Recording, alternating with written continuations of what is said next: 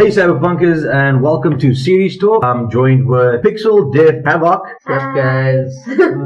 For next week's episode 8 of Season 6 of Game of Thrones, episode titled No One. From the get-go, we see the whole Cersei defying the Sparrows. The Sparrows standing there and saying... She had enough. And basically she sends the mountain after the Sparrows. Definitely like a rip of the heads or stuff. Remember now, the mountain, and he took out Viper with using two hands, crushing his skull like a melon, just like squeezing it until it popped. Now he has more strength because he's like the undead mountain, and he can take on a sparrow with one hand, pop the head with one hand. We see in the next scene, like, we see him again with his armor torn, probably ripped him apart. We'll have to see on the next episode. They have a Lannister in there. That guy that was talking, he's a Lannister. Yes, he was a Lannister. He's the one that killed Robert Baratheon. He's the one that Cersei slept with. We saw smoking and stuff like that, so she wants them all dead. I don't think the mountain's gonna get that far and take out the High Sparrow. I don't think so too, because of Tommen. Tommen he's totally stupid.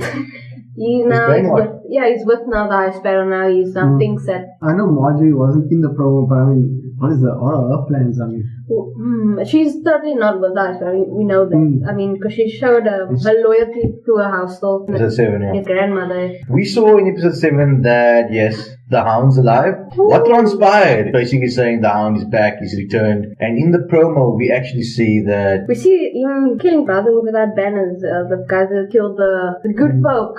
Those guys on the horses. The one with the yellow on, his name is Lemco. They call him Lemon Coat. I don't think he's the leader, but he's in the... Brotherhood without banners. I think they recognized him because, they came across him. Yeah, because we see him pick up the axe and he's going to go through now. He's going to seek vengeance. In the promo, we saw that he's facing somebody with a lemon scarf.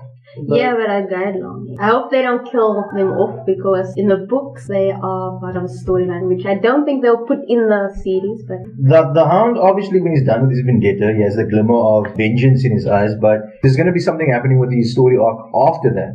So will he join the Starks? Will he go back to take out the mountain because he's pissed off for the mountain for scarring his face? No, he's definitely that. I think you'll kill the mountain. Yeah, that'd be a good matchup because they're both giant guys.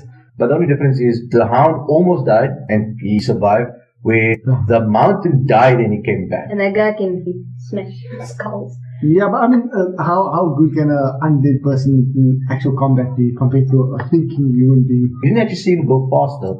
He moves slow. He moves slow, but he's strong. He just took that one guy there and smashed it. Then again, there hasn't really been the need for him to act fast because of his endurance and how... He fought the Viper and he was so slow there. The Viper was fast. The Viper would have won. The Viper was cocky. If he joins the Stark, I think he will. He was very fond of Sansa also, because he helped her in King's Landing. And Arya. She almost got raped and stuff like that. So he helped her. So if he joins the Stark's army, right? So we already saw in the promo that Sansa sent a letter with Brianna. The letter was actually for Blackfish. Yes, it says Blackfish must surrender. The castle. And then, of course, probably join her or something, because they do need... They need the manpower. Because we actually see the Blackfish army walk through the tents of the Lannisters and the Freys. And no one's touching them. What begs me to actually ask the question then, if that was the letter she sent to Brianna, and when Brianna left, she wrote another letter and sealing it with the Stark symbol. Who did she send that to? Because it can't be Littlefinger. Yeah. Can't Melisandre do some kind of the grey at the army with the light and stuff? I don't think her power's there yet, because remember, she still has to bring Lightbringer in. Lightbringer must still be brought onto the show. And episode 9 is titled Battle of Bastards. That means we got one episode, this next episode, episode 8, and then the battle's gonna happen. We don't have much time for Lightbringer to come through. And plus, Melisandre hasn't had any screen time after she showed her old tits. She did appear some. Oh yeah, she brought him back after she showed. Okay, then we got the whole arc with Arya and Waif, and I know that there's a theory going around online, the whole Fight Club type of theory where Arya and Waif is actually the same person. How do you think that's going to plan out? I hope it's true, because I wouldn't want to see her. That actually makes sense also why Waif didn't do a fatal blow instead of stabbing her up in the gut. She turned that knife on her. Because if you think about it, right, wherever Arya goes, Wave always finds her, right? She's always there. She's always there, Yes. right? And so far, we didn't see anybody else interact with Wave. Only Arya and the Faceless Man. Maybe that is like a test she has to pass. Seems like it's going that way then.